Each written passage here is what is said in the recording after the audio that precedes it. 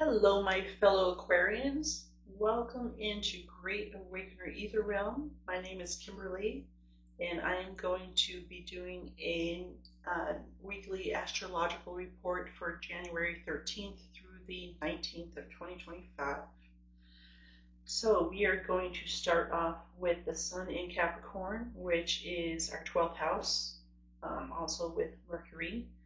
12th house is all about your subconscious, the things that are hidden um, from you, or that you keep secret, and that other people also, you would never tell other people, right?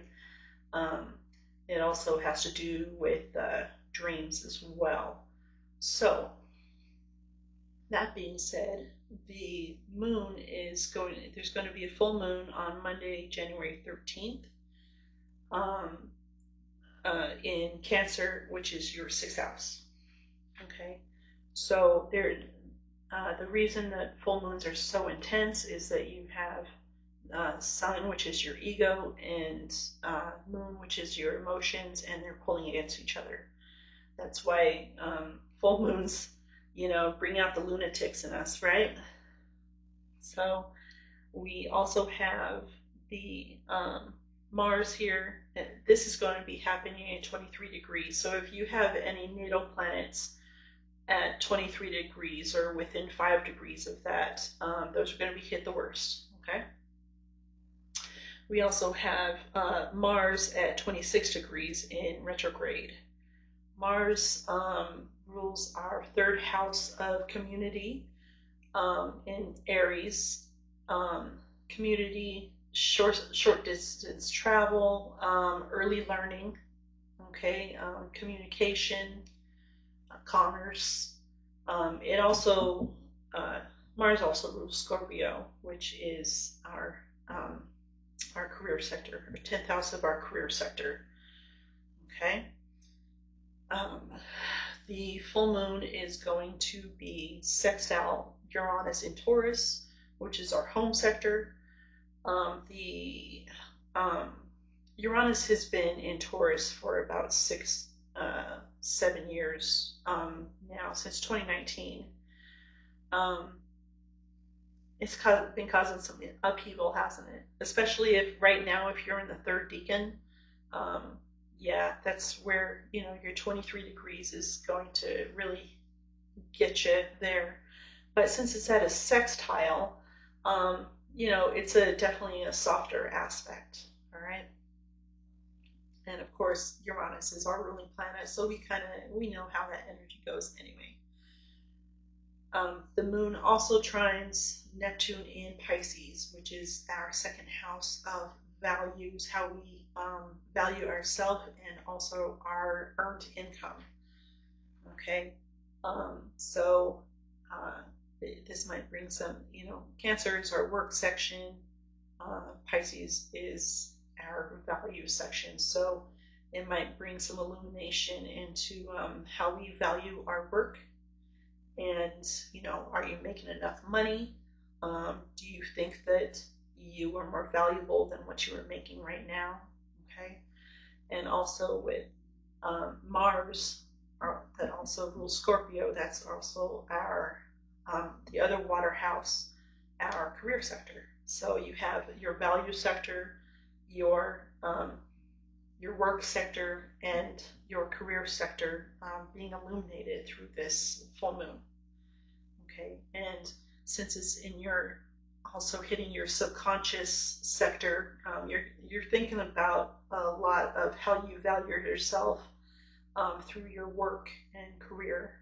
Okay, also your health as well. So you might be thinking about starting up a workout routine, something like that. We have Jupiter in Gemini at 15 degrees. That's your romance, children, and creativity sector. It is retrograde at the moment, but it's going to come out of retrograde on February 4th. Okay, so you might be hitting a standstill in those subjects at the moment. Jupiter is also making some squares to Saturn and Venus in Pisces. We have a whole stellium here in Pisces, which again rules your second house of self-worth and earned income. So there is a lot of focus on those subjects right now. On top of that, we just had the North Node move into Pisces on January 10th, 11th. Okay. So we've had it in Aries since September 2023, which has brought a lot of focus onto our communications, our community sector, short distance travel, early learning, and now that is moved into Pisces. The energy and the focus is going to change for the next year and a half onto your earned income and self-worth, self-value sector. Okay. We also have Pluto that just moved into our sign permanently. It's been going back and forth between Capricorn and Aquarius for the last 2 years. And November 19th, it finally moved in there permanently for the next 19 years. Okay.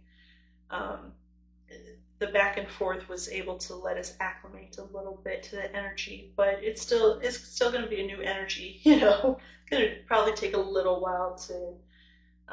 But you know, Pluto is the planet of transformation, and our ruling planet is Uranus, which rules change. You know, Uranus is all about quick change, epiphanies, chaos, rebellion, just, you know, it leads to an awakening, as to where Pluto is more of a slow transformation. So even though, you know, Scorpio squares us, like, we still have kind of the same goals in mind. It's just that, you know, Aquarius is used to getting there just a little bit quicker, right? So it's actually a really good planet to have in our sign if we really want to make those changes, right? So, you know, even though people may say that, you know, it's a water sign, it squares us, you know, in my opinion, it's actually, it's going to help us. That energy will help us. And, you know, Aquarius is really good at acclimating to energies. Like, they're really good, even though they're fixed sign, they're really good at that changing up when they need to. Okay, so in my opinion, it's wonderful. So going on for the rest of the week, we have the moon going into Leo like Tuesday, Wednesday, where it immediately opposes Pluto. So Pluto is more of a subconscious energy. You don't really feel it directly until a planet comes around to aspect it. So the moon opposing, and you also have Mars moving back and forth. You know, it went to 6 degrees Leo and then came back, opposed Pluto again, and then it's going to come back again when it comes out of retrograde. And it's a 26 degrees, so that's only 5 degrees away from Pluto. So you can still kind of consider it an opposition. It's just kind of moving off, though. So the moon is going to oppose Pluto, which may bring a little bit of, you know, upheaval, but it might bring some epiphanies and stuff too. Might be a good thing. Then we'll move on to the moon sextiling Jupiter in our 5th house. Leo is our 7th house of partnerships, whether romantic or business, or even your enemies. Also, the 7th house also rules your enemies. But it's going to sextile Jupiter in Gemini, 5th house, you know, creativity, children, romance. Okay, so you got partnerships, romance, or children, you know, partnerships, any of those subjects. All right, but it's fleeting because the moon moves quickly. So it's going to come around and square Taurus, or Uranus and Taurus, our home sector, and our partnership sector. So there's going to be a little bit of a little bit of a shake-up Tuesday and Wednesday, possibly in our home and or partnership sector. But again, it's fleeting, nothing to really worry about for the long term. Thursday, Friday, moon moves into Virgo. Okay. The moon will trine Mercury and the Sun and Taurus. Okay. Excuse me, Uranus. And also pose this stellium in Pisces as well. With the upheaval on Monday, and I've said this to everyone, you know, you have these oppositions, but then you come into these trines. And, you know, honestly, even the oppositions in Pisces is such a fluidic sign that it really, there's not a whole lot of upheaval that you have to worry about with Pisces. Even with Saturn in there, when you have Venus in there, which also Venus, Neptune is a higher octave of Venus, okay? So, and Venus is exalted in Pisces. So it's really, you know, with Venus being exalted in there, like it's really doing its work, okay? It's you know, so it's really softening that Saturn right now, okay? So even with the opposition, you know, personally, nothing to worry about.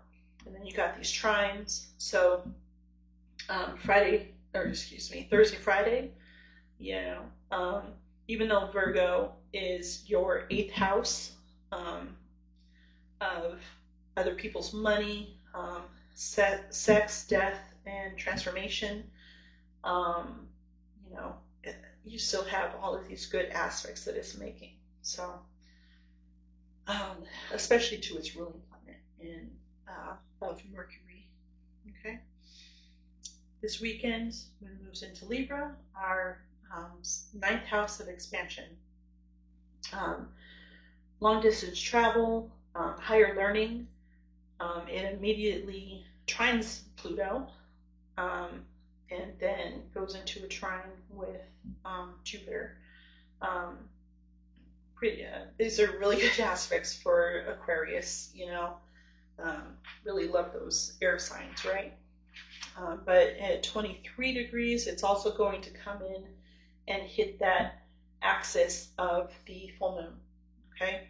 So you got the full moon that illuminates, for us, it would be, you know, our 6th house of work, daily habits, health, okay?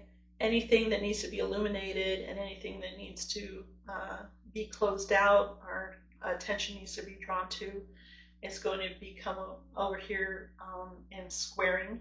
And this is where we kind of make the acceptance of what we need changed. And then when it comes back to the 23 degrees of Capricorn, that's when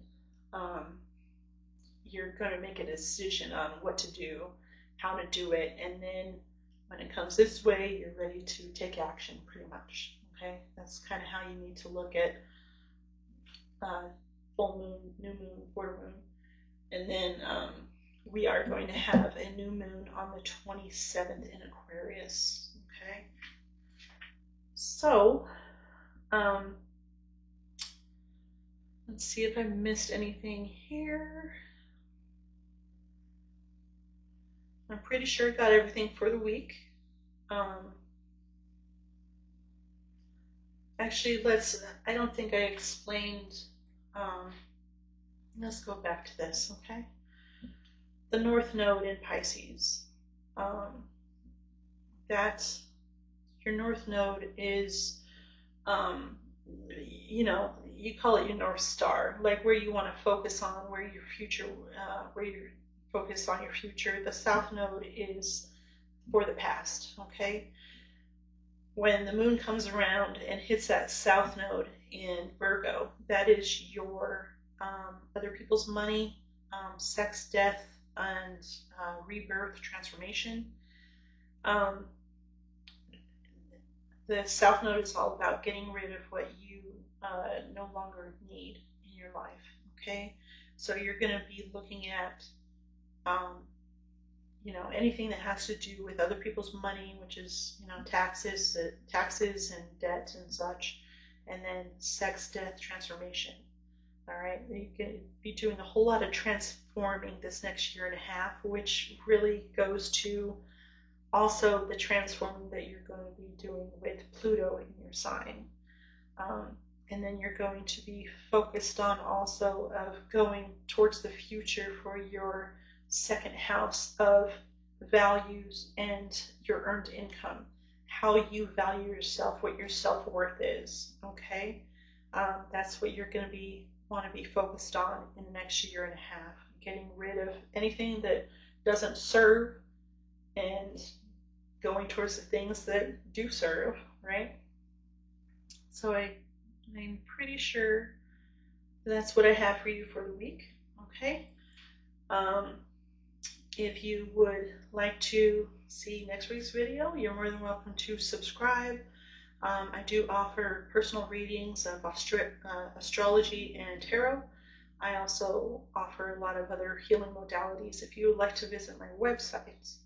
Until then, I hope that you have, you know, did I mention this? The 12th house of dreams, you might be having some intense dreams as well during this period. Okay, I just wanted to throw that out there. So if you have intense dreams, like, listen to, okay, they're there to help you. All right. So until then, I hope to see you again, and I hope you have a beautiful week. Bye, Aquarius.